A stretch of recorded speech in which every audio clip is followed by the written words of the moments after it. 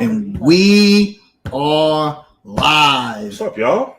What's good, y'all? Under construction. We're back. We're back. Took a week off last week, but we're back because there's stuff to talk about. Let's just hop right into it because there's a lot to say about this one topic. Yeah, I can't wait to argue when it comes to fruition, right? So sources everywhere. Sources everywhere are pretty much saying that Mike D'Antoni is the hire for Charlotte Hornets' vacant head coaching position, particularly with the Lakers hiring Darvin Ham, which I don't think he was ever really in the running for the Charlotte position. And let's be honest, if you could coach the Lakers with LeBron James and Anthony Davis, the Hornets with a bunch of 20-year-olds, a bunch of kids, who are you picking? You're going to pick the Lakers every single time. So I don't think he was ever really in the running for that. And we've talked about this before. I don't think the Hornets wanted to dismiss James Borrego. Notice none of the press releases said that he was fired. James Borrego was dismissed. I don't even think the Hornets wanted to make that move. And now with the news that we're hearing about Mike D'Antoni, I'm thinking it was like, hey, man, Mike D'Antoni wants to come back and coach. Shoot, what are we going to do? Hey, let's just dismiss JB. And then Mitch comes out with a statement. Oh, well, I wanted him to play the rookies, but he didn't play. I wanted him to play the rookies, but I'm going to get some vets to play in front of the rookies. Let's talk about that real quick because we didn't get a chance to talk about Mitch's statement last week. Yeah, right. That he made. There was something I knew we were forgetting to talk about. Yes, thank you. Mitch, the week prior, Mitch Kupchak made a statement in which he talks about he addresses quite directly the Charlotte Hornets dismissing James Borrego. Right. And one of the things that he said was that, now I don't have the quote in front of me, excuse me, but so I'm paraphrasing here. But he essentially said that it was not a development year, but yet he thought the rookies, and he was talking specifically about Kai Jones and James Bouknight, would play more. But it was not a development year. So I can see where and then he goes on to infer that because he told JB it was not a development year, then there was pressure on JB to play the vets in order to win games. Right. Which is true. That's probably true. Right. Which probably every damn coach. Right. Yeah. If you come to your coach and you say, okay, we're not developing guys this year. Right. We're going to win games. And you won 10 more than you did the last season. Yeah, so. Exactly. Yeah. You had a winning season in a tougher conference. Right. How is that JB's fault that the rookies didn't play? I really think Mitch was covering his butt here. So listen, it is important to know. Now, I don't have the quote from in front of me as well, but I do remember one part of the quote that everybody seems to ignore as well. We felt like we needed a different voice. He also said that too. I promise y'all can look it up. It's on there. He felt like the Hornets needed a different voice. Here's my problem with Mitch Kupchak's statement. I want to analyze the first part of this statement first. We'll get to the rookie stuff in a minute. We feel like we needed a different voice. What the hell does that actually mean? Okay, like, you got to be specific with us. Well, you don't have to be, but I wish he was more specific. Did the two playing games ultimately doom us, okay? Did the lack of defensive development, did that ultimately do JB in? What exactly was it? And I think he's not being forthcoming for a reason. You know what I mean? Right. I personally think within a week's time, I said this before in prior podcasts, I think Borrego's job was safe up until maybe a week before he got fired. I think something went wrong in those exit interviews. That's just an opinion. Because other than that, you have to kind of like infer what he means and kind of decode what Kupchak is talking about. Now, to the second part of that statement, it doesn't make any sense to me. None. It makes no sense. Well, I wish he would have played the rookies more. Coach's decision. He also said that as well. Yeah. So how do you want him to play the rookies more? But then you go get Montrezl Harrell. So where's Kai Jones going to fit in front of these people? Who is Bouknight supposed to play in front of when you go get Isaiah Thomas? I'm sorry. Does Kupchak want him to run a 13-man rotation like the fans do? I don't get it. Well, Kupchak, Mitch has said the Hornets are ahead of schedule.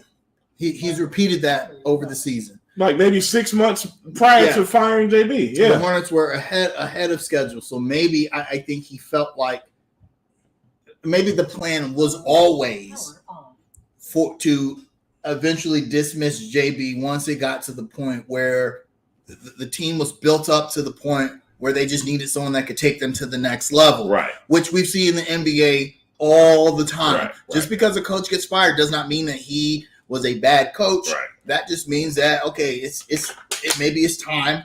Our team is good, but we need someone that can take this team to the next level. And if Kupchak has felt that, okay, we're already there, now we just need that guy, then I can totally see why they would have gotten rid of James Borrego. But I do think that Mitch was just kind of covering his ass here with his comments in the previous week. And look, and I don't think that conversation is prevalent enough because, what's going to happen. I hate to kind of foreshadow here because we don't know what next season is going to look like. What's going to happen if the Hornets don't live up to expectations next year? Who's going to fall on that sword? So the sources, the rumors are that the Hornets are unlikely to make. By the way, I do want to touch on this comment. We'll touch on this later about. Yeah. Because I watched that fight last night. We'll talk about that. Hello, Scout. My dog's barking at somebody about to die. But they're saying the Hornets are unlikely to make any significant moves in the offseason. Now, to me, that's very, very telling because that would mean that Mitch feels like the composition of the team is okay. Is okay. We're ready to ride with them, right? A lot of fans felt that same way. There are people in the Hornets Facebook group right now that will tell you that the Hornets should have been a 50-win team with the roster as it stands. Now, I disagree with that. And I just don't. I don't see it. I don't see 7 more wins. Right. I mean, you could say, well, there were losses in which the Hornets should have won, and I can certainly count 7 of them. Yeah. But there were teams that we beat that we probably shouldn't have beat as well, where the Hornets overachieved a little bit. So, but if we don't make any significant moves this offseason, then, that says to me that Mitch is like, okay, the roster's good. We just needed a coach that's going to take this roster to 50 wins plus and beyond. Okay, so what does significant moves really mean? Okay, Mitch Kupchak in the past has said, and I'm not a direct quote, but he said something to the effect of, when he makes a trade, when he makes a move, he wants to get that guy that's going to win us 18 more games. Okay. And I guess that statement says we're not getting that guy this season. I guess, because why else would you just come out and say, hey, don't expect us to make any really big moves this season? So what moves are you going to make? You still need a damn center. Okay. You still need to kind of decide what you're going to do with what the 13th and the 15th pick. That's something you got to decide on too. So what are we going to do? It's not. I staunchly disagree that this roster is just ready to just go ahead and win us 10 to 15 more games next season. I'm sorry, I don't see it, man. Absolutely, yeah. Now here's the thing: there are going to be improvements just from the players getting better. LaMelo's going to get better. Right. Miles Bridges going to get better. PJ's going to get better. Book Knight, Kai Jones. You're going to assume that they're going to. Everyone's going to get better. Right. So that might net you a better end result in the end. But if you're talking about going to the next level, which you assume that's what the Hornets want to do. Because, let me cut you off. I've said this before. If you're going to make Borrego the symbol of mediocrity, okay, right? Because the message is pretty clear, like, hey, you're the main reason we're mediocre, so the next guy should make us more than mediocre, right? Yeah, I don't see Mike D'Antoni, although I don't think he would be a bad hire. We'll get to that in a minute. I don't think he takes this roster as it is. As it stands right now. That's what I'm saying. And makes us Eastern Conference Finals team. Here's the curveball in this. Here's the real curveball that nobody's talking about. So you say you're not going to make any significant moves this season. What are you going to do with Gordon Hayward? So really, the only moves, the big moves that the Hornets would be looking to make is to move Hayward, maybe Rozier, maybe. And you do all that to get a center. Right. Realistically, could that happen? Nobody wants Gordon Hayward's contract. Right. Next season, everybody's going to want to get Gordon Hayward's contract because it'll be an expiring contract. This season, nobody wants it unless you attach something like a 13th or 15th pick, maybe. Yes, but I don't think that I think Mitch is willing to just see how Gordon Hayward plays out this season. And then the next season, because it's almost a sure thing that you're going to be able to deal him next season. The next season, right? That's almost a given, right? And I think I actually think he's gonna keep at least one of those draft picks, and they're gonna draft a player. Yeah. Speaking of that, anybody you want? No, not really. Trade the picks. Unless so here's the thing: a lot of people feel like, man, the Hornets have a chance to draft some guys like Williams and who. I mean, I don't think that'd be a bad pick. I mean, right. I like guys who are natural 7-footers or at least have the wingspan of one. But having said that, none of those guys move the needle at all on the Hornets. I'm sorry, y'all. None of those guys. There's nobody the Hornets are going to pick up at 13 or 15. That's a game changer. That's going to change the game for us. Nobody. Let me try to sell you on something. If you are Kaiser Kupchak, let me try to sell you on something. Okay, how about keeping one of those picks and trading the other? How does that sound? I think that is sound, but I don't know if you could get what the Hornets really need right. for a draft pick. That high. 12, 13, 14, 15, you're just too far out. I mean, who's the best guy the Hornets have drafted that high? Miles Bridges, who was 12, 13th pick, Right. The last number 13 pick to make an All-Star game was Mookie Blaylock. That's the kind of talent you get there. And although I think that Miles Bridges he's going to be very, very good. And I think he's probably actually outperformed his draft position. But I just said that to say that you can't count on picking up team-changing talent that late in the draft, at that point in the draft. You just can't. Unless you really think you're going to draft the next Klay Thompson or Giannis or whoever else, Kawhi Leonard, other guys that got drafted that late. I'm gonna mention something, man, because this has kind of been floating around the internet world lately, man. Look, from the outside looking in, it doesn't look like DeAndre Ayton is happy in Phoenix. Just from the outside looking in, from everything I've read, we're not insiders, we don't really know this stuff. But does Kupchak try to get Ayton here? Of course you do, right? Because that's the job. It seems the right thing to do, right? Yep.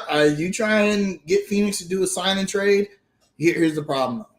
Now the Hornets actually, contrary to popular belief, would have enough money to max out two people. They could pay Miles Bridges max and still get DeAndre Ayton because of bird rights and the luxury tax. Yeah. But Michael Jordan has never gone into the luxury tax. And he says, or he has implied that he will not unless he feels like he's got a contending team. Does Ayton do we enter the conversation with Ayton? Do we enter the conversation? Do you because look, that's a big gamble. Yeah, that's a big gamble. I agree. Because now you're like Lakers cap territory. Right. With a max Miles Bridges. In a small market. Yep. A max DeAndre Ayton. And there's other guys around the corner. LaMelo's extension in 2 seasons, you're going to have which is most important. Yep. You're going to max LaMelo. So in 3 years, you're going to have 3 max guys on your roster. You better be a damn contender. You better be in the ECF every season. Absolutely. Look, man, I don't want to play with anybody else's money. I don't care how rich they are. Right. All right. But it is worth noting that, Jordan took on 2 more investors. So there's actually 2 other co-owners for the Hornets. People forget that. I feel bad not knowing who these guys' names are. But there are other 2 primary owners for the Charlotte Hornets now. I say that to say I think Jordan did that for a reason. So if there's any time to do something like that, now's the time, brother. Because look, you're tired of mediocrity, right? Yeah. Right? You fired your mediocre coach, You're right. This is the time. You're not going to get a better chance than this. I really think if you dangle 2 draft picks, 2 first-round picks, and somebody like PJ and Gordon Hayward in front of Phoenix, right? How does Phoenix say no to that? I mean, yeah, knowing that the guy is not going to come back. I'll tell you this much: that instantly makes the Hornets better. Whether it makes them contenders, a contender that you're willing to pay that deep into the luxury tax. Listen. Me and you have questions, okay? All right, we're questioning this as pundits or analysts or whatever. But if you're the organization, you've already made up your mind, in my opinion. Yeah, no, you get what I'm saying? Mm-hmm. You've already said we're going to the next level. You're right. If you firing your coach is not like and you didn't just fire your coach. You fired your coach at the end of a winning season. Right. Now, granted, you didn't make the playoffs, but you had a coach that was the team had improved every season. Right. So to let him go means that, okay, we need to make an even bigger step. We were making baby steps with Borrego, but we need to make a big step. We need to make a grown-up step. Absolutely. Now. You don't make a grown-up step and then don't try to get in on the DeAndre Ayton sweepstakes. That's my point. Yeah. Exactly. You don't. You at least try. Don't sit in here and twiddle your thumbs now like, oh, I don't know if we want to do. No. And also, if I'm Phoenix, I'm thinking Phoenix is ripe for rebuild. Right. Ayton doesn't want to play there anymore. Chris Paul, how many more seasons like this does he really have in him?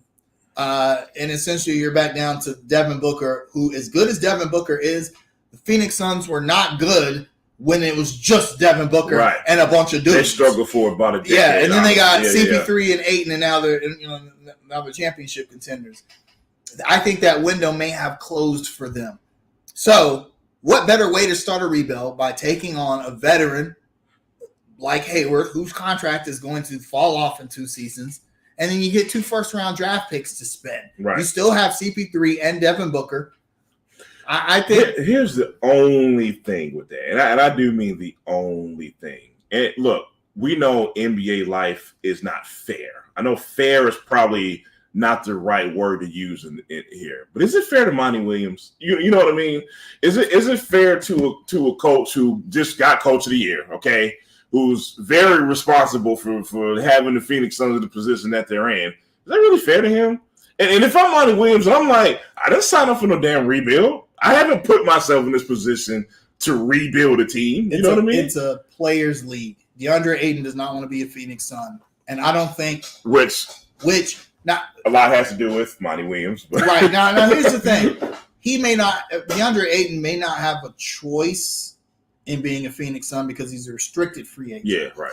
Meaning, I mean, if the Phoenix Suns really want to play hardball, they could just be like, all right, whatever, test the market and we'll match everything. Yeah. But the rumblings out of Phoenix are that they're not going to match any max offers that come from other teams. I mean, because the way I see it, man, if you don't want to be there, just don't force it, man. It just because now you start dragging it out, and it starts, and then you end up trading them anyway, and now then you don't get it. You don't really get what you want for exactly. Right. So I think fair is. Fair is only you see it only at the play. Only at the state fair. Exactly. Yeah. It's like, is it fair for a coach to get fired after a winning season and having a winning record? No, it's not. So the NBA is not fair. So I don't know. I also think though the new coach is going to have a big factor. Not so much in he'll have a say in the move the Hornets make, but whatever style that coach brings will be a factor. I agree with that. DeAndre Ayton. So JC the Visualizer says in the comments, he says trading the picks is not the move. I disagree, but he says we don't need a traditional center, especially if D'Antoni is coach. That I agree with. We're talking about a guy who ran 7-second offense, Steve Nash. Right, but I mean, and a guy who do you have at center at Houston? PJ Tucker. Tucker. Yeah, right. Right. And granted, we don't have James Harden, but or Chris Paul at that yeah, stage. Yeah, exactly. But yeah, I think that a traditional center like the one we've been pining for, and the kind that James Borrego was begging for 4 seasons, D'Antoni has shown. I don't really care. I don't really care about that. Right. So if you hire him, then do you really need to do all that to get a DeAndre Ayton? Yeah, PJ Washington. I think D'Antoni would be happy with PJ. See, I like the way you've now shifted the conversation, and that's a good thing. So because you got to go back to what Mitch said. Mitch said it's important that we get a coach before the draft. All right, and I think that's very important. I think you've made a great point when it comes to that. If we're talking about D'Antoni, now keep in mind D'Antoni's not official. We just really, really, really think D'Antoni's going to be the coach. So let's argue in that aspect. If D'Antoni's the coach, he doesn't prioritize big men, and he wants to outscore you 175 to 165. No. Yeah. No, you don't go after DeAndre Ayton. You don't give up assets to go get something that you're not going to utilize that much. You know what I mean? Now, the conversation shifts to once again as to, okay, we still have these assets. We still have 2 big picks. We still have Gordon Hayward's contract. Do we still want to go get something else? Do we still want to go try to find that third guy that'll even make us an even better team, that will get us out of this mediocrity that we claim we want to get out of now? Yeah. Also, there's a misconception about Mike D'Antoni about he doesn't coach defense. I don't think that's an emphasis for him, obviously, but I also think he's one of those coaches. He's going to roll with his coaching style revolves around the players he has. Right. Those Phoenix teams that he coached back at the beginning of the millennium, those weren't like terrible defensive teams. I mean, they were great offensive teams. He had Steve Nash, but I mean, those were not terrible defensive teams. And see, the defense conversation is very nuanced because we know pace has a lot to do with inflated numbers, so to speak. D'Antoni's pace is going to be insane. You know what I mean? Right, yeah. Whoever he coaches, they're going to go up and down, up and down, up and down. That if you give up, especially in today's NBA, if you're giving up 110 points, it's not necessarily the worst thing just to look at the number. You know what I mean? Because pace has so much to do with that. Right. Yeah, absolutely. So I don't think necessarily that the Hornets are going to be like this terrible defensive team to the point where they're suddenly bad again. Well, we were pretty bad last season. We were up and down. We were up and down. I guess the point I'm trying to make is that has more to do with personnel than anything. We agree there. I mean, we definitely agree. So we were talking about. We definitely agree. We were talking about the Golden State Warriors, guys. What defense have the Warriors been running the entire playoffs? Zone defense and boxing one. That's how they beat Dallas. Pretty much. That's the same defense the Charlotte Hornets were running. And fans used to get so pissed off. Why are we sitting in the zone? Why are we sitting in the zone all the time? Because never mind. I don't even want to. You know what? Don't get me started today. Man. If you have the personnel, then you can make adjustments like that on defense. You can play more man defense. Exactly. And Steve Kerr, to his credit, is like, I don't have the guys to play man to man, so we're gonna play zone, and it worked. I mean, granted, they have Steph Curry, Klay Thompson, Andrew Wiggins, and Draymond Green. Draymond Green, who was a defensive but Draymond Green is still a 6'8" guy playing center. Yeah. And as good as he is, he's not Dennis Rodman out there. He can't guard Joel Embiid and those guys. So, I think that Mike D'Antoni will make his style will be tailored around what he has. Right. If that means that we need to, try and score 150 points a game. Which I think that's probably what we're going to do. But, I mean, the thing is, why wouldn't you? I mean, Hornets fans, we want to act like us being a good offensive team last season wasn't like a great thing. Right. That was the right. reason why we won 43 games. It's just 42 games. It's just the lack of defense is frustrating. You know what I mean? In a lot of those games that we did lose, it's like, God, we get 2 or 3 stops here, we win this game. You know what exactly. I mean? And that's the frustrating part. I mean, this is the best offensive team the Hornets have ever had in history. Right. Literally in history. Right. So it's like, okay, so that's our new identity. We're an offensive team. Right. And it's not, and that's not the worst thing. No, it's really not. I mean, and there have been times recently where the Hornets have been purely a defensive team, the Steve Clifford years, and we were terrible. Yeah. Those seasons. However, those Steve Clifford teams, for the most part, left a lot to be desired talent-wise. Kemba Walker drives to the lane. He kicks out to Michael Kidd Gilchrist. Oh, off the side of the rim. I still think that team with Dwight Howard, that should have been a playoff team. Yeah, I agree. I agree. They should have been. That should have at least been an 8 seed. I don't know what happened. Well, Nick Batum happened. Nick Batum happened. Yeah, that's right. All right, let's please stop talking about him because I don't want my blood. All right, so before we switch topics, do you think D'Antoni's the guy?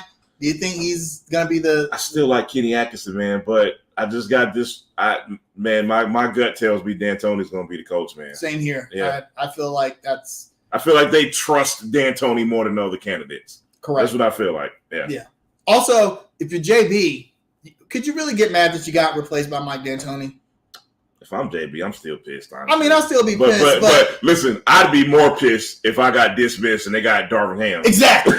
Kenny Atkinson. I'd be like, hold on, bro. Wait, time out. Like, really? I could have done that. Instead, you get replaced by a 2-time coach of the year. Probably going to be a Hall of Fame coach. Has a lot of respect from his peers. Exactly. So, yeah. Yeah. We're gonna before we talk about the Kings, I want to address this comment here about we're gonna talk about. Did you watch the fight last night, man? I did.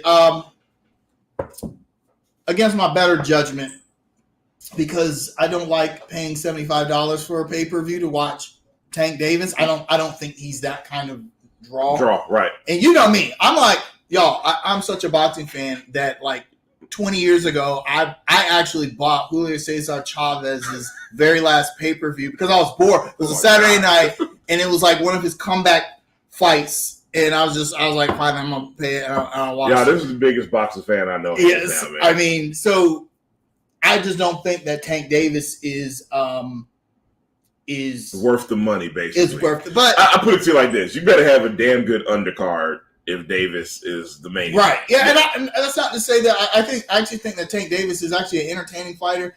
I think he's you just don't know what's good fighter. But I feel like $75-$80 is reserved for like a bigger draw. Right, the big draws, the big Yeah. heavyweight fights, the big championship fights in the lower classes. Right. I just felt like this particular fight. Hey man, inflation is real, bro. Inflation is real. Who a lot of people felt like Tank would steamroll this guy. Now, to be fair, he didn't. In fact, I had him losing the fight. Me too. At the time of the knockout, I thought he was down maybe 3 rounds. Yeah, exactly. I gave him the first round, and I didn't have him winning any of the rounds after that. He was just getting the pressure too much. He was trying too much to use his movement. He was falling into traps. He was getting hit. He was just getting pressured. And I think Rolando was winning the fight, but check hooks are real punches, and they hurt a lot. A lot.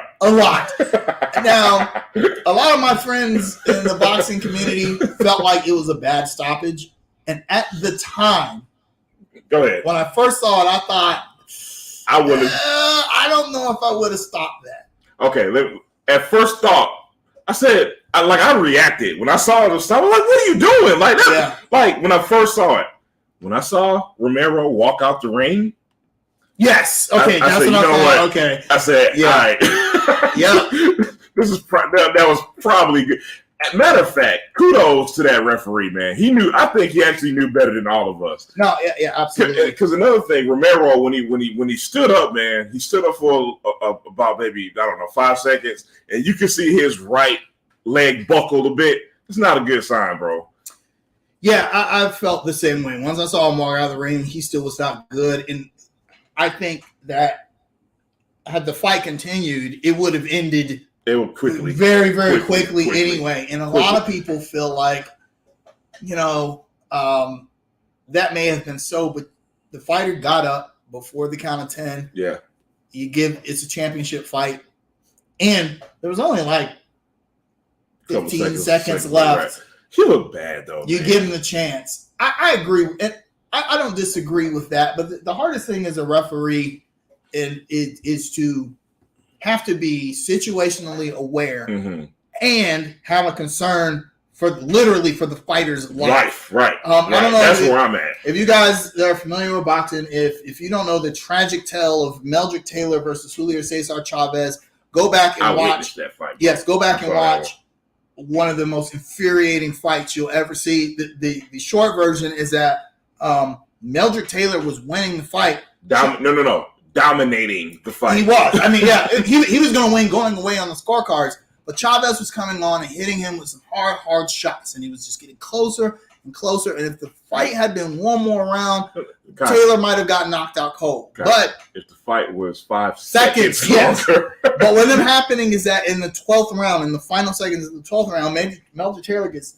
knocked down by a hard right hand, and Richard Steele was the ref. Yep. Who very controversial. Who was known to be in Don King's pocket. Cesar Chavez was a Don King guy. Meldrick Taylor gets up, beats the count, looks at the ref, looks to his side, and Steele waves the fight off with like 2 seconds left. Like literally in the whole fight. We were really old because I think I was 9 years old. Yeah, that fight happened. That happened in, I don't remember the exact year, but it was like 89, 88, 90, late 80s, early 90s. So, but Richard Steele got a lot of crap for that because people were saying, look, man, there was only 3 seconds left in the fight. Literally, if you had said box, the bell would have rang and Meldrick Taylor would have gotten the victory he deserved. Yeah. But Richard Steele maintains to this day that, he was protecting him. I had to protect the fighter. I looked at him and he was beat up. To be fair, he was beat up, and Meldrick Taylor actually was never the same after that. That's also true. He gave his career up for that fight, which makes what happened even more sad. We're going on the tangent. Yeah, we are. I got to ask one more question in regards to that, though. How much of that was mental? How much of that was, damn, man, I really wanted this fight? How much of a mental tailspin did Taylor go on? Like, seriously, you know what I mean? But definitely. I think that just crushed him. He was never the same after that. And here's the thing. He lost. They did have a rematch in which he lost miserably. But it was clear that he was not the same guy that he was in the first fight, at least physically anyway. Yeah. And so I said that to say I didn't think the stoppage in hindsight was that bad. Right. It's a okay win for Tank Davis. Is he the next Mayweather? No, not even. No, I don't see that. Not even remotely. I don't see the skill level being close. Exactly. But one more thing I wanted to mention, man. It's unfortunate because I thought Romero fought a really good fight up until that point, man. Yeah, I really thought he straight up just outboxed Davis the entire fight. But he got careless. He got happy. He got punch happy, and he got punched. Yeah, he was. I think Tank was waiting on that moment. I don't know if he was baiting him because Tank Davis doesn't have that kind of ring IQ to like bait somebody into a check hook. But I just think he was waiting to pick his spot. Right, and he knew that he's going to get overly aggressive at some point, which he did. And Davis is probably a superior athlete. Probably got faster hand speed, certainly better power, and in that moment, those two things combined, bang, he got him, and that was it. That was it. But being the next Floyd, I mean, Tank Davis is 27-0. By the time Floyd was 27-0, I mean the guys that he had fought, he had already beat Diego Corrales at that point. Really good Julio Cesar, not Julio Cesar. I'm drawing a blank. Luis Castillo, Jose Luis Castillo had beaten him twice. He was kind of known. If y'all don't know, I think a lot of you guys only know Money Mayweather. Right. Go back to YouTube and watch the Pretty Boy Floyd Mayweather fights. Go watch him. He's probably the best junior lightweight ever.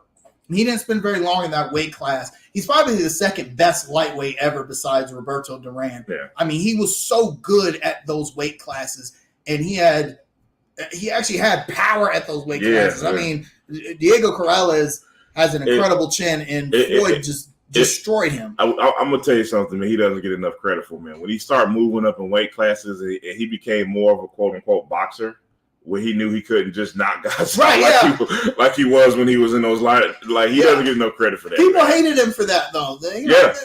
Oh, his first kind of boring now, man. Floyd doesn't have a crowd pleasing style, but he couldn't. Right. I mean, that's my point. He was a natural he had to adapt. Junior welterweight.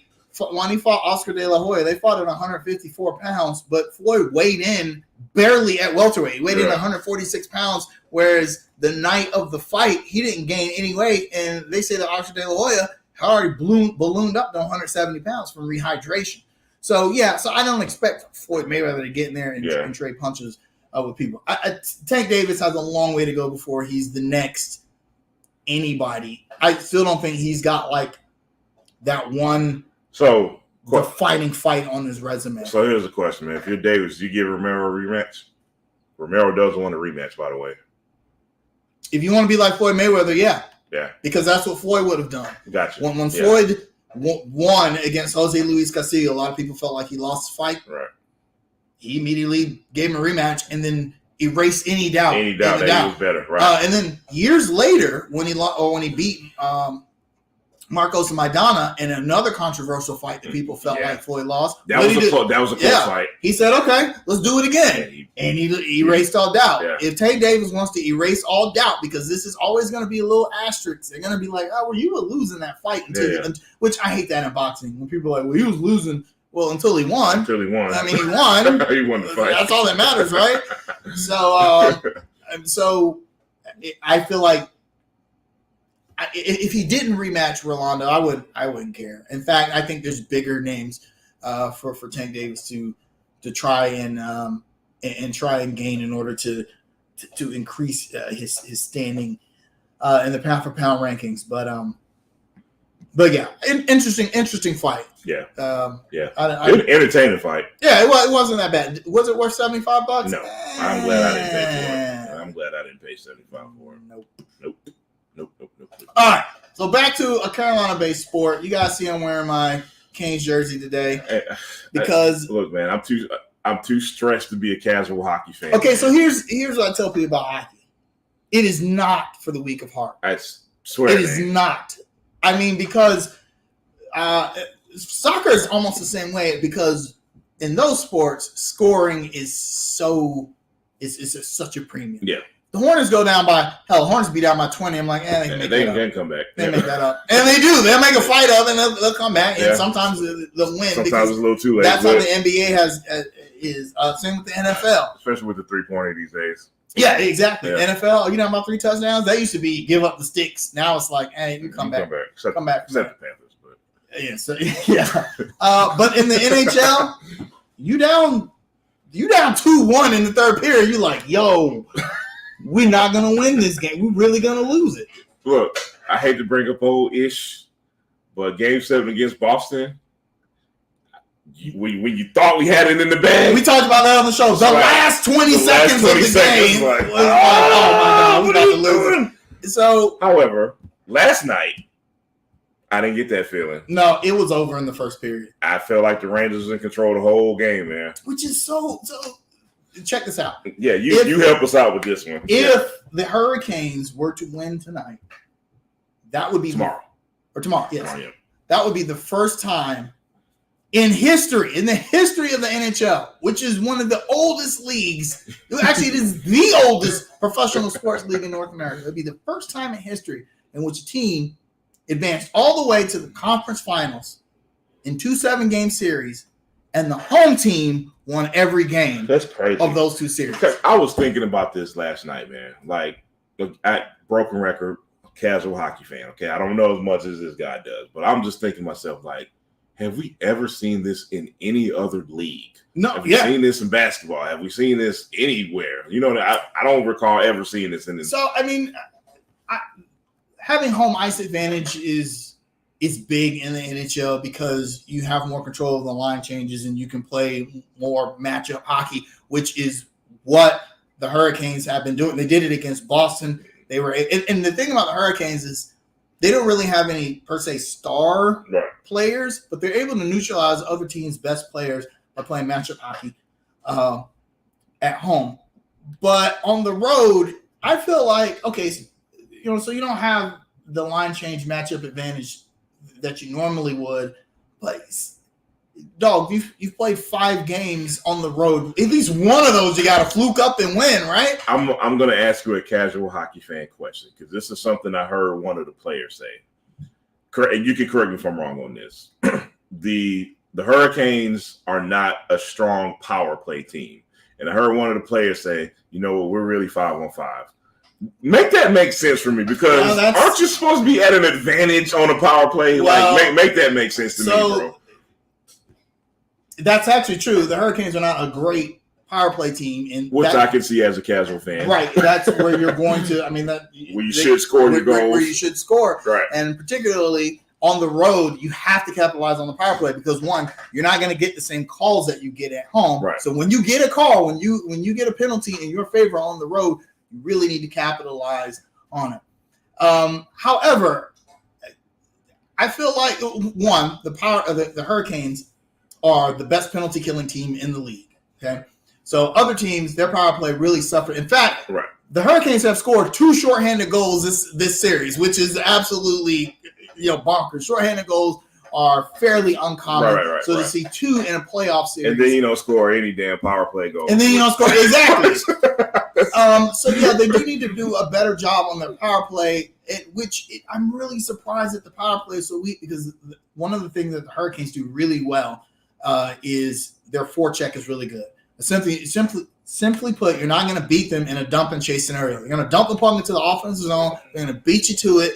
They're going to pin you on the boards. They're going to forecheck. They're going to put pucks and bodies in front of the net, and that's how they're going to score. So the fact that they're not able to do that on the power play, I think what happens is a lot of times on the power play, because you have the man advantage, you start getting fancy with it. You start cycling the puck. You start, you let your defensemen sit around the blue line and pick their spots. It's kind of like being on a 4-on-2 break. Right, Sometimes exactly. you get a little too cute. And you stop doing basic fundamental stuff. Exactly. Pucks and bodies in front of the net got you goals, and now you have the advantage to put an extra body in front of the net, and you don't take advantage of it. You've made that make sense. Exactly. You got D'Angelo at the point, like okay, picking my spots. No, that's not what he does, man. Just go. Now, fortunately, Game 7 we play at home. PNC is super loud. Before we go get into that, let me ask you another casual hockey fan question. How the hell does a goalie get 2 assists? Well, I mean, I don't know it's possible. It's certainly possible. It's I guess I should say, how does the Canes? How did the Canes allow that to happen? I guess that's a better question. I don't know what it is on, and not just it's on the road. It's not just a strategy thing. They really look. They almost look like they feel like, well, you know what, we can win it at home. We know we're going to win it at home. Right. So, to be fair to them, they haven't played absolutely poorly in the road games, except for the other night. They did play poorly against the Rangers, but part of that, they didn't play absolutely poorly. They just didn't play good enough to win. And when you have the home team or home ice advantage and you're that good at home, sometimes it is hard to get fired up on the road because you feel like you've got that cushion, that safety, especially when you're the number 1 team in the conference. But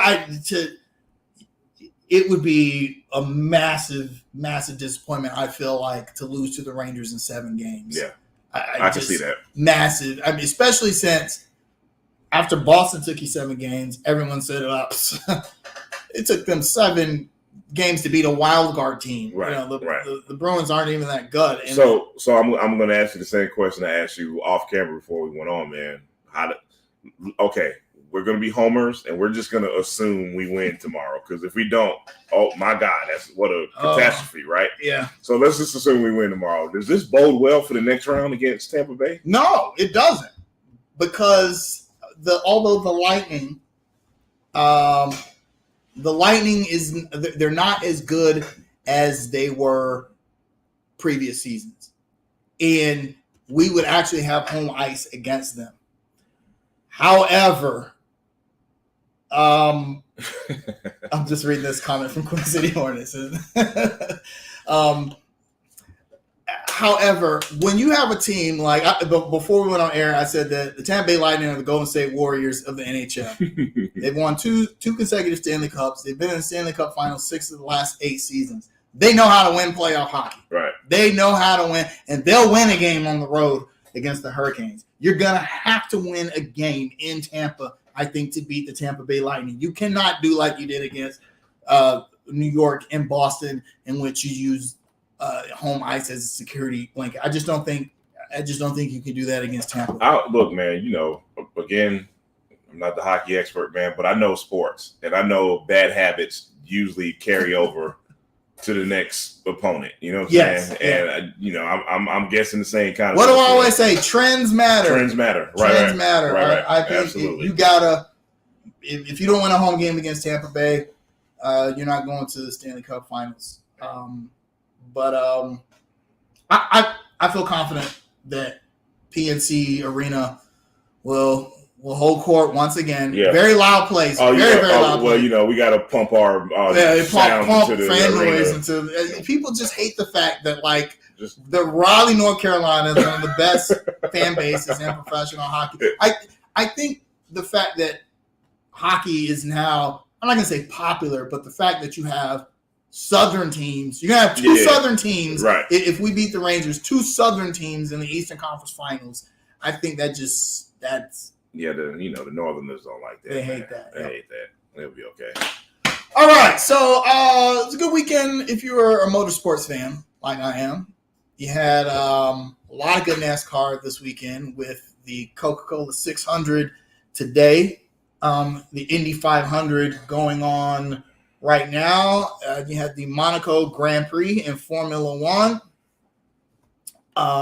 which was won by Red Bull, which I wasn't happy about. I really wanted Charles Leclerc to win that race. That's home track, and he's never won there. In fact, he's always had some kind of terrible luck there, and he did again this weekend.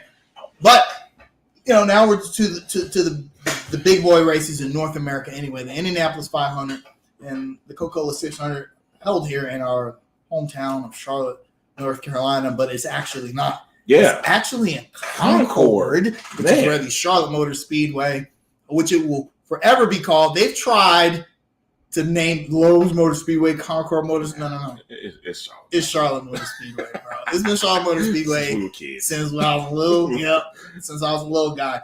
So this is a big week. The whole week has been a big week for Charlotte. For those who don't know, they used to hold the All-Star race here the previous week. In the week between the All-Star race and the Coca-Cola 600 was known as Speed Week. And they'd have something called Speed Street, in which they closed down downtown Charlotte essentially, and it'd be like a big party, and it was kind of cool until they started shooting. But no, it was really cool. But now that the All-Star race is no longer held here in Charlotte, they still do Speed Street, but some of the fanfare has worn off because people aren't here for that whole week. Right. A lot of NASCAR fans are wherever the All-Star race is, and then they come to Charlotte. I think as a consequence, Speed Street has now been moved from downtown Charlotte to Concord. Now, I miss those funnel cakes, but go ahead. The Concord area, especially near the Speedway, is very, very nice.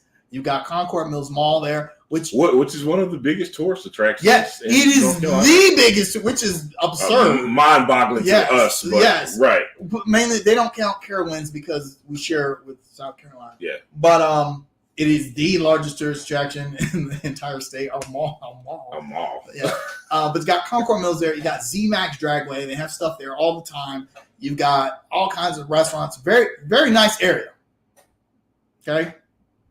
But should they have moved Speed Street? Look, man, the obnoxious charlatan in me says no. The objective guy says probably. It probably makes more sense.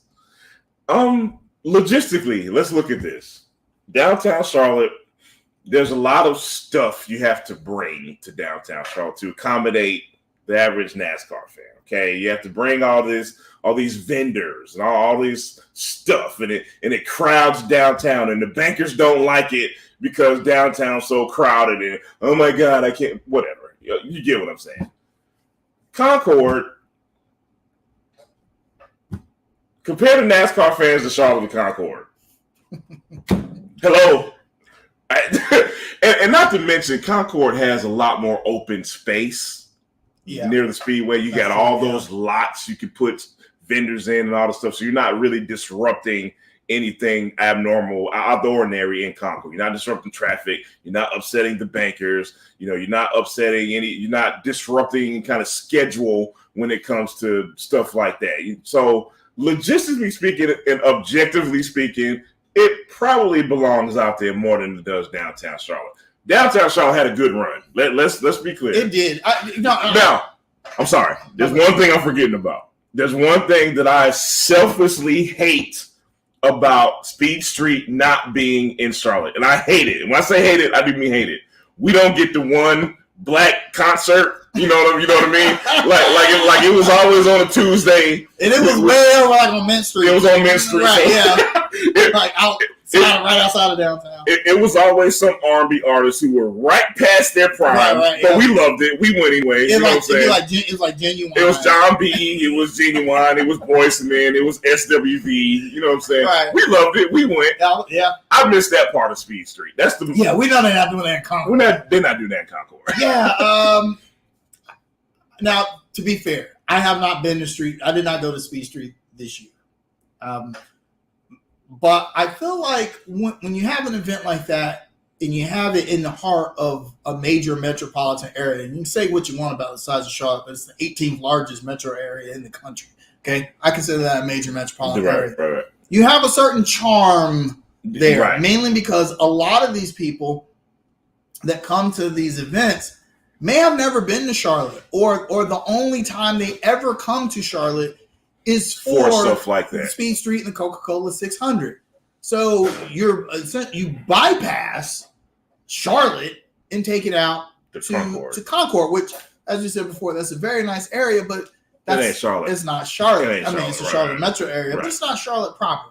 And there's a lot of cool stuff, in Charlotte that is not NASCAR related that you may want people to experience. One thing we're forgetting about, man, though, the one big disadvantage that that Concord doesn't have over Charlotte, they don't have the NASCAR Hall of Fame right there. Exactly. NASCAR, that was a big I bet you the NASCAR Hall of Fame was pretty upset at them. Mainly because we've known in the 10 years since the NASCAR, 11 years since the NASCAR Hall of Fame opened, they've struggled with attendance. They've never quite met the attendance numbers that they thought they would, even during the speed week. Right.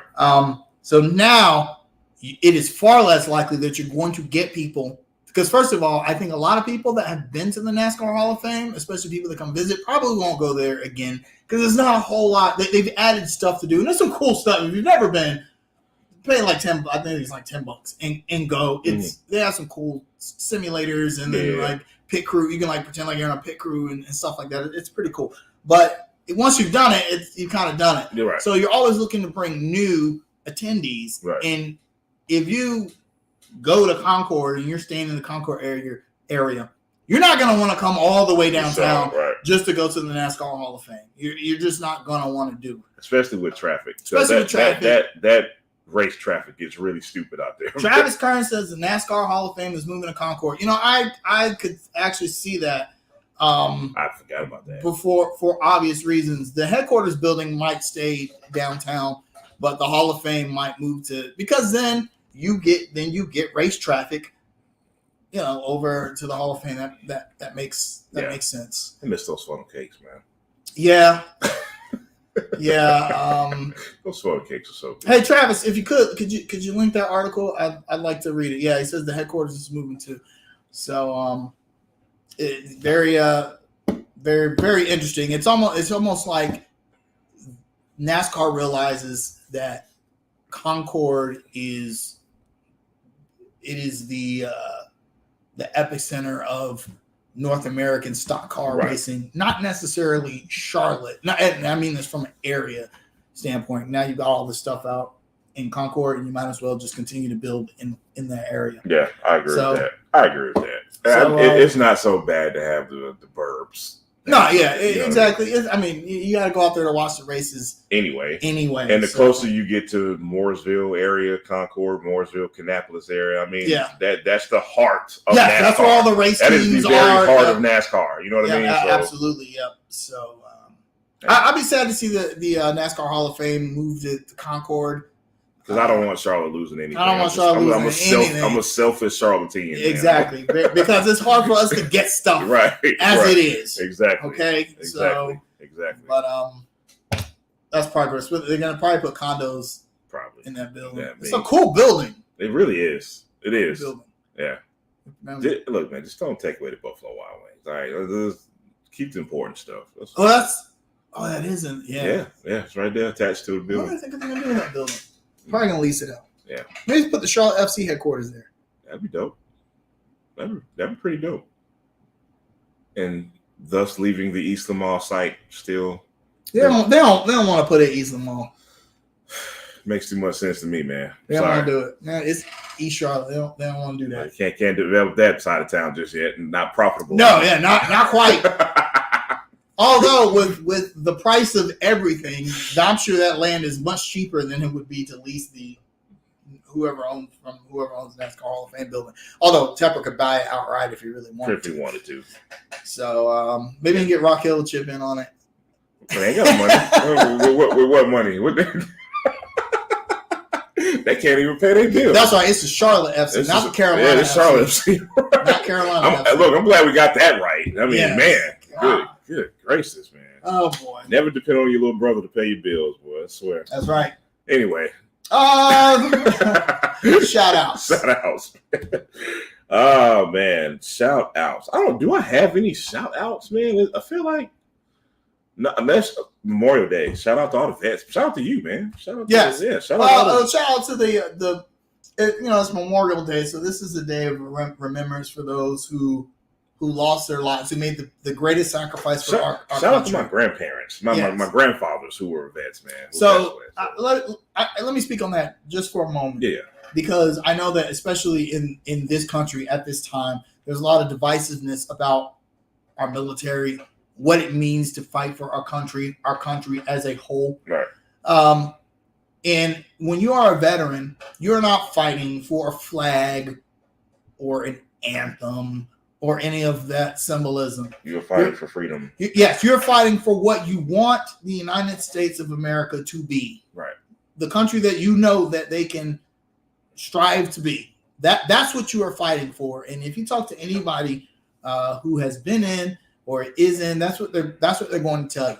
That's why I, as a veteran, I wasn't fighting for. I mean, I'll tell you this much. There's the flag debate is going to come back with I can't remember his name. He said he wasn't going to come out of the dugout. Yeah. For the anthem. Let's see if that gets Colin Kaepernick. Yeah. So, and my thing is, if you've ever been on a military base at 5 p.m., ain't nobody wanting to salute that flag. People are running indoors as soon as they hear that horn play for the national anthem. So salute to those who gave their lives in order to try and make our country better. Okay. Whether that was the right thing to do, whether going into the military to try and make America a better place is right or wrong. Just the fact that those people had enough conviction to do that and made the ultimate sacrifice is enough for me. Yeah. But who do not make a sacrifice? This is my shot at cops. We're gonna lose some viewers, and I don't care. I got my shot out. My shot at y'all already know what I'm gonna say here, and I really think that everyone can feel me on this. Okay, they should. If there is a situation in which children are dying, present tense, getting shot by active shooter, and your police department refuses to go and take action. I don't know. To me, I don't know what conversation you could possibly have about police officers in the United States anymore now, because it's weird all the time. Whenever they kill unarmed people, man, preach, man. We hear that they feared for their life. We thought that they might have had a gun or a knife or whatever, but they were unarmed and you killed them. But now that you know there's an armed person in there, you won't go in and now you're a coward. Now all of a sudden, when you've got parents, and as a parent, I can't say I wouldn't have done the same thing. You got parents having to sneak past police barricades to go into a school with an active shooter situation and save their own children. What are we even doing? What are we talking about? What are we really talking about? It's maddening. It's absolutely maddening. And for the police department of that city to release a statement, just if at that point, if your statement isn't we're firing everybody, right. Then I don't want to hear it. If I'm a parent, I definitely don't want to hear it. I don't want to hear that. If I'm a parent in that town, I'm owning the police department. Oh, there's lawsuits coming. Yeah. There's some lawsuits. You have to bankrupt the city. That is coming. So I just don't. It's coming. I don't. If you want the people that got the thin blue line flag on your truck, scrape it off. So I got my shot at, man. I forgot the boy's name. He doesn't deserve to have his name mentioned anyway. His mother, and I mean when I say the boy, I mean the shooter. If you are a dumbass parent, stop making dumbass kids. That's my statement for the day. His mother had the audacity. This is a direct quote. Don't judge him. He had his reasons. What? I want. You know what? I was going to expound. I don't want to anymore. It's a sad state of affairs. In our country. I'm not saying that there is any one. We keep wanting to. Everybody has a solution, man. Yes, we keep wanting to say that there's one answer, whether it's a gun problem or a mental health issue. I don't think there's any one or a dumbass parent issue. Let's not discredit that. There's not just one answer because the issue is too complex for that. No one ever wants to really dig into the gray areas. Nobody wants to have a nuanced conversation about it because everybody wants to stand on their heels all the time. So it could be a combination of those things, and we have to come together. The people that I was feeling Steve Kerr. I thought Steve Kerr was going to throw something inside. I was ready to go play. I was like, let's go. Let's suit up, bro. So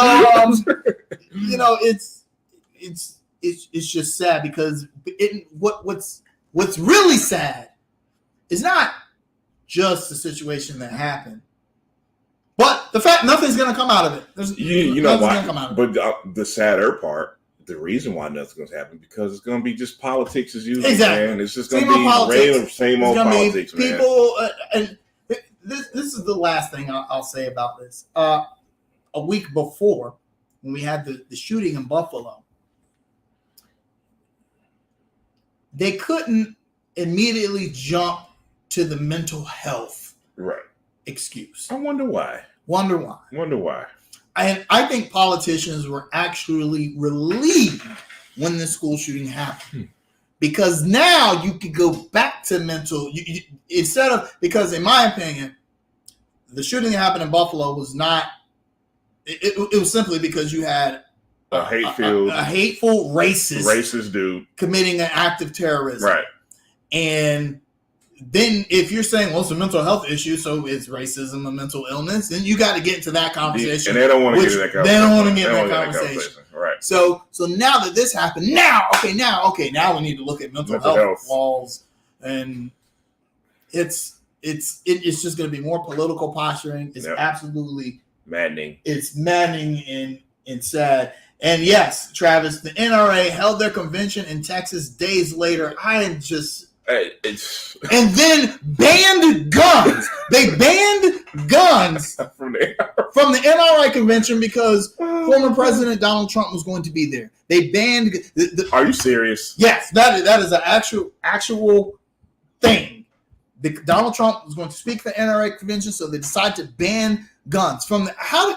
Make that make sense? It doesn't. The very same people that tell you that banning guns is not the answer, which I don't. That's a whole nother nuanced discussion. Right. But you gotta look at who's saying that too. But exactly. But then they ban. They're like, well, banning guns doesn't solve anything, but we're gonna ban guns because the former president's here. Because our heroes here. I don't get it.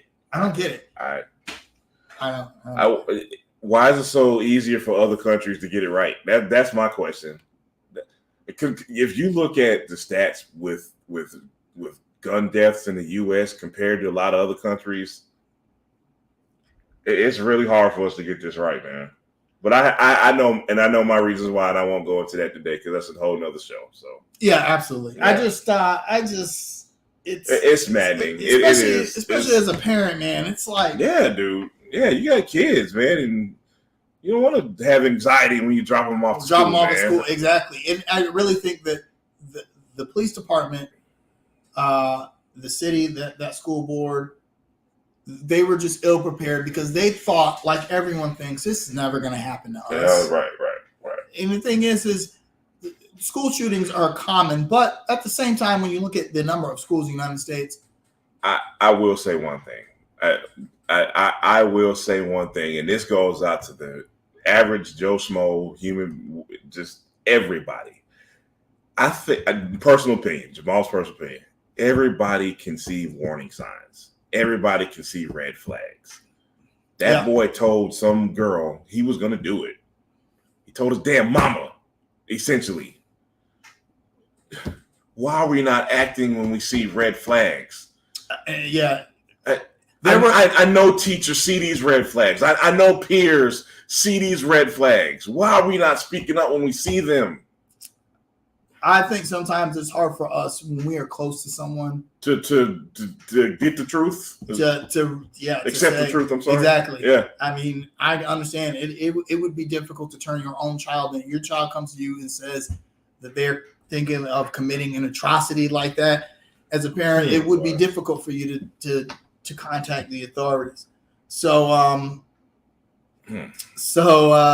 right. Yeah, I'm sad. I'm still hurt over that. I'm hurt every time a mass shooting happens in the United States. I'm hurt because I just know that. You know what's funny, man? Sometimes I can't take any more bad news from the world. Yeah. Like sometimes I have to like kind of just detach myself from reality sometimes. And I tried. This one, I was just like, I can't put any energy into this. I have to leave this over there because I can't take this on personally. And it's hard. And I couldn't do it. It was just too prevalent. It was just like, I was literally thinking about those children and I'm just like, It's going to be another Sandy Hook in which, nothing gets done. But if you are, to the law enforcement, I'm not saying that like every law enforcement entity in the United States would have had the same non-response, but we saw that at the Parkland shooting, in which armed security also refused to go in and engage an active shooter. It's just, but I mean, if your name's Daquan and you have a gun, just bets sad. are off, huh? So having said that, guys, everyone just be nice to each other. Take care of yourself. Except for Rodney Richardson. I'm going to post up. Let's see. Jamal closes his laptop. Let's see. Jamal R. Darby ugly. Kaiser, Jamal is a walking red flag. This dude. Peace to Rodney Richardson. Rodney's on the couch again, probably eating a hot dog. Some steak off the grill. Yeah, thanks for being with us, brother. Appreciate you, man. Hey, you guys, y'all have a great, safe Memorial Day weekend. Enjoy your day off. I'm actually going to invite myself over Rodney's house tomorrow. Rodney got a nice ass crib too. It's about time we go infiltrate his house anyway. So y'all have a safe. If you got a day off tomorrow, enjoy it. If not, then show up. Don't show up for work. Play hooky. That's what I'm talking about. That's right. Y'all take care of each other. Much love. Peace.